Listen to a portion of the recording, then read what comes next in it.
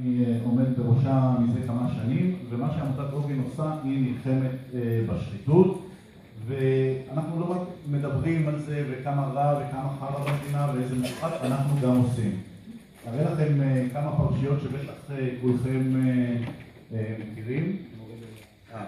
אז אתם שמעתם על ראש ממשלה שנכנס לכלא, שמעתם על שר אוצר לשעבר שנכנס לכלא, שחיתות בחברת החשמל, שחיתות ברכבת ישראל.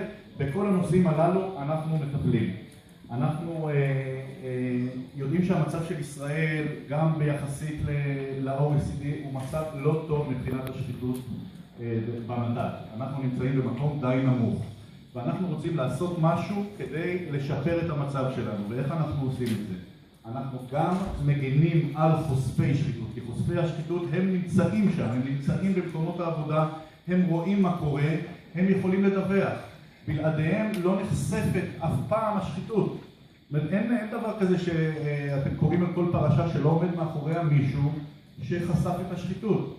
אנחנו מנסים לשנות את התדמית של חושפי השחיתות אתם יודעים איזה מילה קוראים לחושפי שחיתות? שטינקרים. משטינקרים לחושפי שחיתות מתריעים אבירי יושר. אנחנו קוראים להם אבירי יושר. ואנחנו עושים הכל כדי להגן עליהם. איך אנחנו עושים את זה? אנחנו גם מקדמים הצעות חוק, ובקליניקה אתם תקדמו הצעות חוק. אנחנו גם יוצרים נורמות חדשות. אנחנו בונים תוכנית חינוך לסטודנטים ולבני נוער ומעבירים אותה.